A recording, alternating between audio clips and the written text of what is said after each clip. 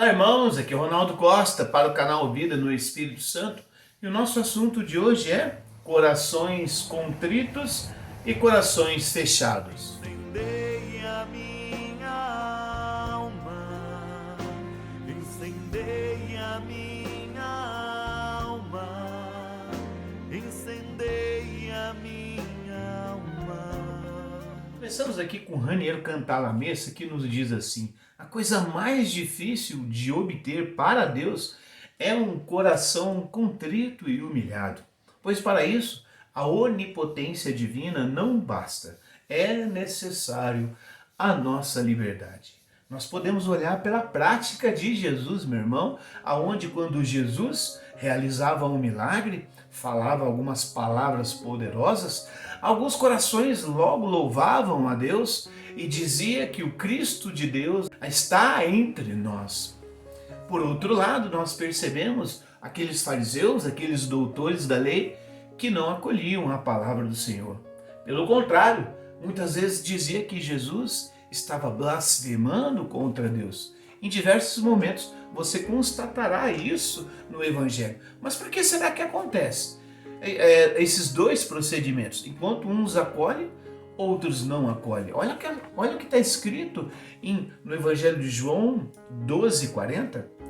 Ele cegou-lhe os olhos, endureceu-lhe o coração, para que não vejam com os olhos e nem entendam com o coração e se convertam, e eu sare. Olha só o Evangelho dizendo sobre a liberdade humana de acolher aquilo que o Evangelho está anunciando, que é a pessoa de Jesus, que é a salvação em seu nome, que é a remissão dos nossos pecados. Obviamente, o Espírito Santo, quando está munindo um pregador falando de Jesus, falando do Evangelho, é o mesmo Espírito que bate a porta do coração dos ouvintes e oferece a eles a salvação que está em Cristo Jesus. É o próprio Espírito Santo quem fala, quem convence o coração humano sobre quem é Jesus. Obviamente, como nós estamos dizendo que nós temos o nosso livre-arbítrio, é aqui que cabe o livre-arbítrio. Alguns não acolhem, alguns endurecem o coração. E é justamente aí, irmão, que existe o pecado contra o Espírito Santo. Que pecado é esse? De quando você está agora ouvindo o Evangelho e aquilo que Jesus fez por você e pela sua vida espiritual, eis que você pode dizer: não, isso não é para mim. E aqui nós entramos com o nosso tema, corações contritos e corações fechados. Porque o Espírito Santo, quando coloca no nosso coração aquilo que Jesus fez por nós, eis que nós ficamos constrangidos, porque ao perceber que Jesus morreu pelos nossos pecados, gratuitamente Ele oferece a nossa salvação, nós agora também experimentamos a força do amor redentor do Senhor.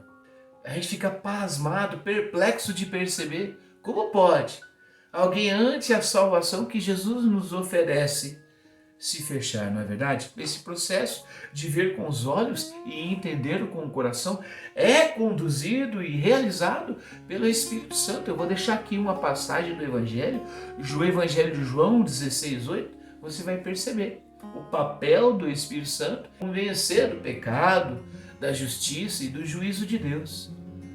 Ele, o Espírito Santo, que nos convence. O Catecismo da Igreja Católica, lá no parágrafo 1433, é o Espírito Santo que desmascara o pecado.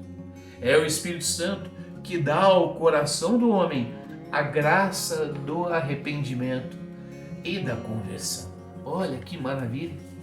É o Espírito Santo que nos convence de que foi por nós que o Senhor morreu na cruz. Foi por nós que Nossa Senhora estava aos pés da cruz e junto a Jesus realizando a cada ser humano que acolher essa mensagem do perdão dos pecados que existe em Jesus. Foi por nós que Ele fez tudo isso. Ou seja, é o mesmo que dizer, foi nós que pecamos e era sobre nós que deveria vir essa condenação. E Jesus abraçou essa condenação e disse: eu pago essa conta. Eu acerto todo esse saldo devedor que a humanidade tem em conta de pecado. E por causa de Jesus, podemos agora adentrar ao céu. São Paulo muito bem entendeu isso quando ele fala lá em Romanos 4:25. Cristo foi condenado à morte pelos nossos pecados. É o Espírito Santo que ilumina o apóstolo e ele escreve essa passagem. E agora, claro, ele está dizendo que Cristo foi condenado à morte pelos nossos pecados. Ele escreveu essa carta aos Romanos, mas é endereçada a cada um de nós.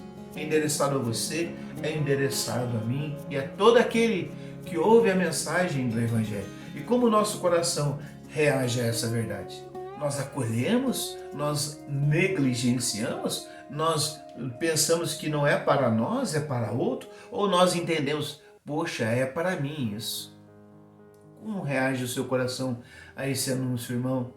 Olha só o que está escrito lá na primeira carta de João, capítulo 1, versículo de 8 a 10. Se dizemos que não temos pecado, enganamos-nos a nós mesmos e a verdade não está em nós. Se reconhecemos os nossos pecados, Deus aí está, fiel e justo, para nos perdoar os pecados e purificar de toda a iniquidade. Se pensamos não ter pecado, nós o declaramos mentiroso e sua palavra não está em nós. O apóstolo João, aquele que estava aos pés da cruz junto com Nossa Senhora, está dizendo a mim e para você que somos pecadores, que precisamos dessa salvação de Jesus. E quem não age assim, não se sente necessitado dessa salvação, declara Jesus mentiroso. É como se nós disséssemos a Jesus ali morrendo: ô Jesus, deixa de ser mentiroso, vai. Nem todo mundo pecou. Eu, por exemplo, não pequei. Então, não vem com essa que você morreu por todos não, tá bom? É isso, nós estamos dizendo que Jesus é mentiroso quando ele é a verdade, é o caminho e a vida. Quando alguém não se reconhece, não é porque o Evangelho não tem poder, mas porque com o livre-arbítrio o coração se fechou. Portanto, irmão, um coração que se fecha ou um coração que se abre está diretamente ligado ao nosso livre-arbítrio. Olha só como é que é soberana a nossa liberdade. Frei Maria Eugênio do Menino Jesus que dizia assim: a união com Deus não pode realizar-se sem o nosso consentimento e a nossa colaboração. Deus nos fez livres e respeita soberanamente a nossa liberdade. E você nesse momento, irmão, estiver próximo de uma cruz, você possa olhar para a cruz do Senhor Jesus e dirigir a Ele o seu momento de oração. E aqui nós vamos finalizar com uma oração pedindo ao Espírito Santo: Divino Consolador, aclara as minhas incertezas, acalma as minhas angústias, alimenta as minhas esperanças, acompanha a minha vida, apazigua as minhas tribulações, ampara as minhas provações, socorre as minhas aflições, alivia as minhas dores, governa os meus caminhos, conduza os meus destinos, confirma os meus propósitos, orienta os meus planos, ilumina as minhas dúvidas e atenda aos meus pedidos. Amém. Em nome do Pai, do Filho e do Espírito Santo. Amém. Até a próxima, irmão.